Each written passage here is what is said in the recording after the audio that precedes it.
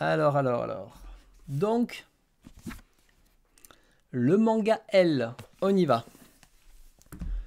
Alors, j'avais déjà pu vous parler de Kyuta Minami, hein, c'est une autrice que j'avais énormément appréciée dans sa manière de raconter les histoires avec son style très très épuré. Et c'est celle qui a fait Mademoiselle Oishi, vous savez, X années célibataire, puis après mariée, qui m'avait plutôt surpris à l'époque. Et notamment aussi Adieu Midori et Jeux d'enfants, qui sont tous sortis chez Casterman, qui sont par là, là derrière. Et là, ben, elle revient avec le manga Elle. Et cette fois, elle a décidé d'adapter un roman. Donc, c'est le roman d'après une histoire vraie de Delphine de Vigan. Hop là. Alors, je vais vous recaler la caméra. Voilà.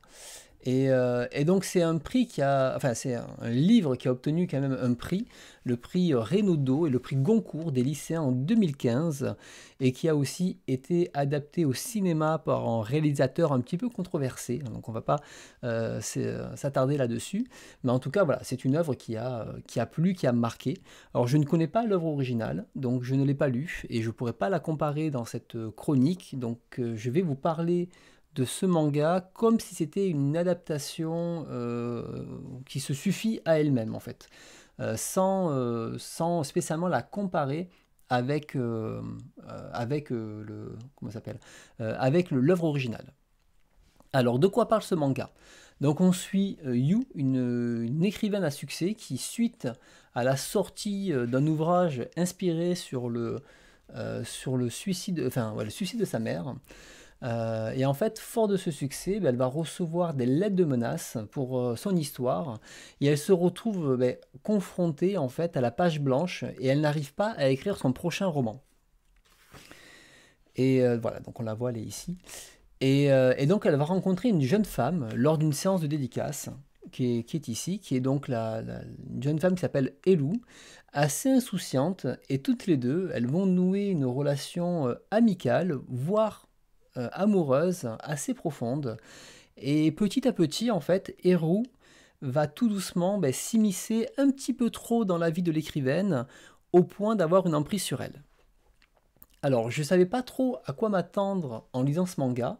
J'aime l'autrice par ses créations, mais j'ai vu que c'était une adaptation au début. Donc j'étais un peu dubitatif, j'avais peur du résultat en me disant, bon, j'aime bien l'autrice, mais là, c'est pas quelque chose qu'elle a créé. Est-ce que vraiment ça va me plaire? Mais j'ai fait confiance à l'autrice en me disant, allez, t'as aimé les autres, on va tenter ça. Et j'avoue que je me suis régalé à lire cette histoire. Alors, là dans l'histoire, justement, on se rend compte au début que le succès inattendu du livre fait résonance auprès de nombreux lecteurs. On a beaucoup de lecteurs qui lui font des remarques comme quoi ils se sont reconnus dans ce livre. Et le manga, il démarre sur la rencontre de ces deux jeunes femmes lors d'une session dédicace. Et beaucoup de lectrices expliquent à You donc l'impact émotionnel et l'écho qu'a fait ce roman en eux. Et You là qui semble assez insensible à tout ça, on la voit là, elle est semble assez fatiguée, elle est préoccupée par autre chose.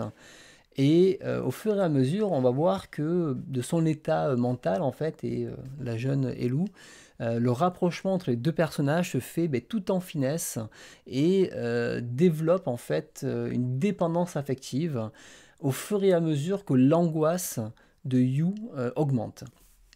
Et ce que j'ai apprécié dans cette histoire, c'est justement comment l'histoire se déploie au fil du récit. C'est-à-dire que Yu, donc l'écrivaine, hein, comble un gros manque affectif qu'elle va retrouver en fait, enfin qu'elle va combler dans Eru.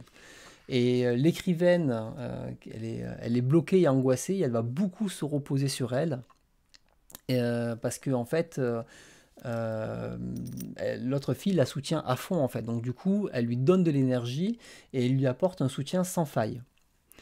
Donc du coup, elle va un peu puiser en fait cette énergie à elle et pour lui accorder de plus en plus de confiance en fait. Alors la relation elle évolue au fil du temps, passant ben, d'amie à amante, mais plus que ça, face au syndrome de la page blanche en fait, elle va aller jusqu'à confier l'écriture de son roman donc à la jeune fille. Parce que en fait, Elou est aussi ce qu'on appelle une ghostwriter, donc elle écrit pour les autres Et petit à petit, l'écrivaine va lui donner de plus en plus de tâches pour la remplacer au point même de disparaître derrière elle. Alors, de cette confiance, justement, il y a une relation dépendante qui va se créer et toxique. Et cette toxicité va se dévoiler de plus en plus. En fait, Yu va perdre confiance en elle au fur et à mesure. Elle devient de plus en plus donc, dépendante de Eru. Et pendant que Eru assure un petit peu les apparences, Yu se coupe du monde en fait et s'enferme dans sa dépression, dans une sorte un peu de spirale.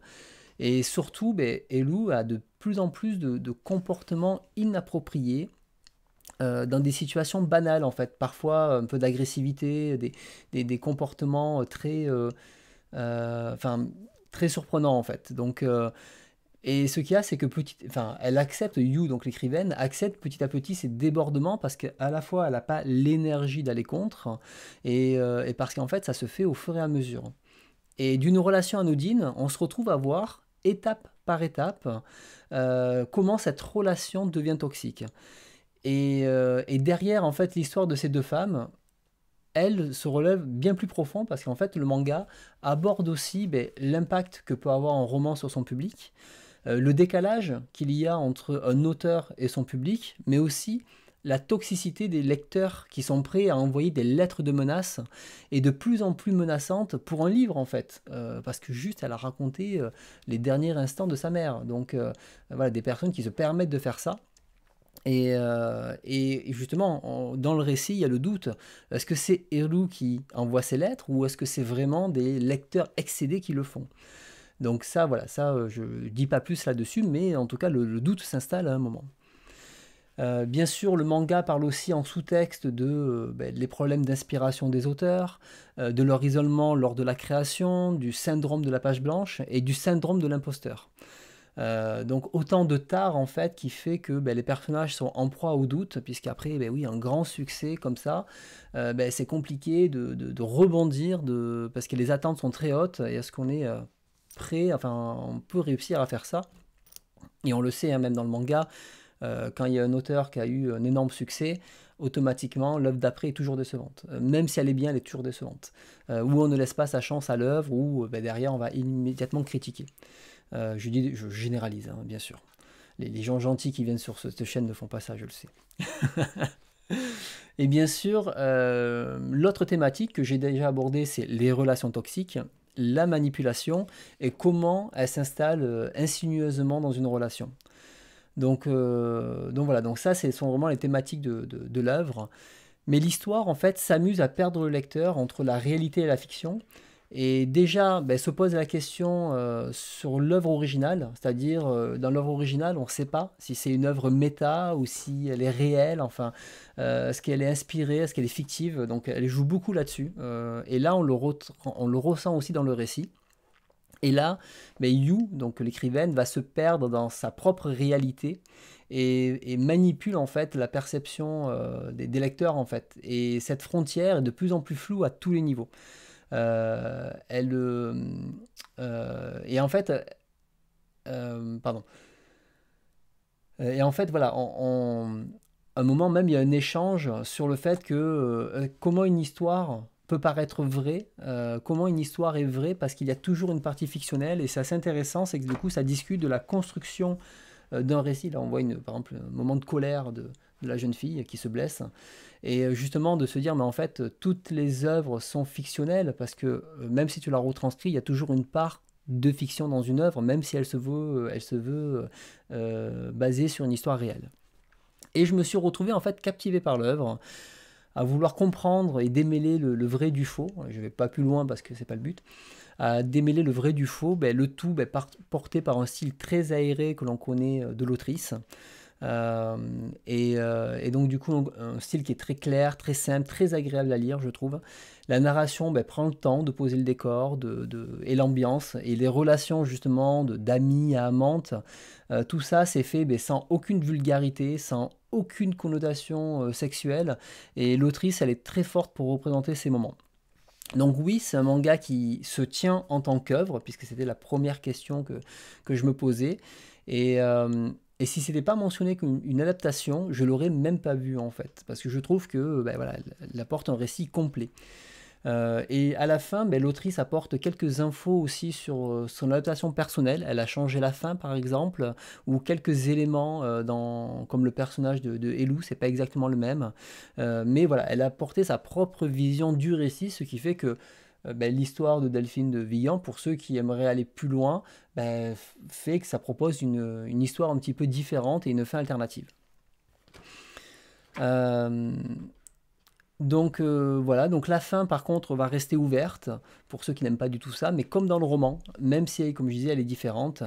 Et, euh, et là, ben, elle laisse un petit peu libre interprétation certains éléments qui ont été dévoilés dans l'histoire. Mais de mon côté, je l'ai lu deux fois. Une fois, il y a la première fois quand c'est sorti. Et avant, j'avais écrit cette chronique. Et je me suis dit, je vais quand même le relire. Et quand je l'ai relu, j'ai encore plus apprécié que ma première lecture. Et ce qui fait que j'ai un peu revu ma chronique et j'ai rajouté des éléments. Et c'est vrai que ça, c'est un truc aussi.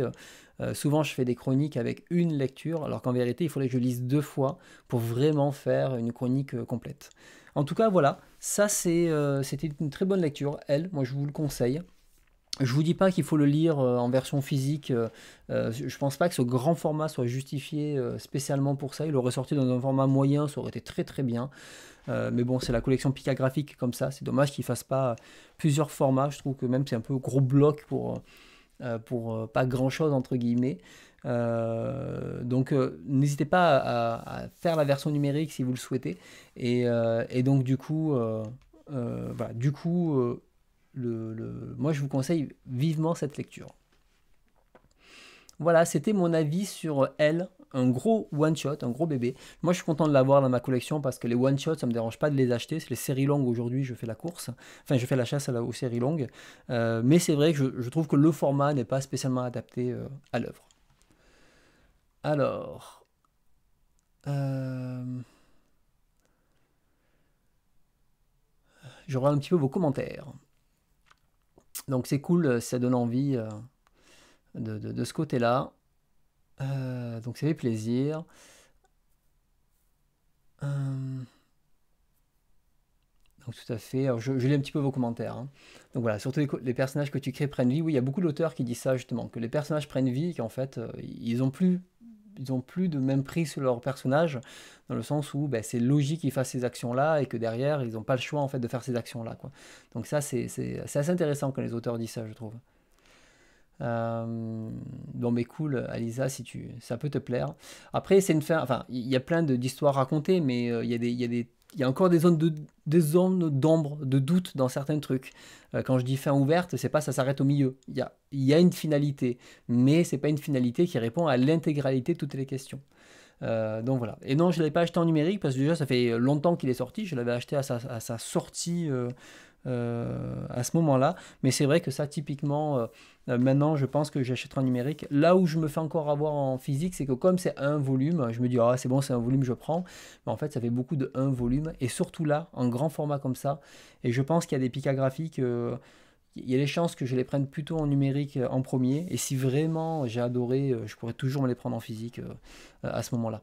Mais ça, oui, je vais commencer à me les prendre en numérique. Ce genre de format me convient plus, en fait. Voilà, je ne sais pas si vous avez des questions. Donc je pense que ça vaut quand même le coup, Asila, que tu le découvres, surtout si tu aimes l'autrice. En tout cas, ceux qui aiment l'autrice, n'hésitez pas, ça vaut le coup de le découvrir. Et ceux qui doutaient un petit peu, là, vous pouvez vous faire votre avis maintenant avec la petite chronique là que j'ai fait aujourd'hui. En tout cas, je vois que ça a l'air de vous intriguer, ça a l'air de vous plaire. Donc ça, c'est cool. Oui, puis cette autrice, elle fait que des récits courts au final, à part Uishi qui fait 4 volumes. Mais bon, lui, il fait 400 pages, je crois. Peut-être un peu moins. Non, un peu moins, ça fait 350 pages. Et il vaut 18 € celui-ci. Donc ça reste accessible.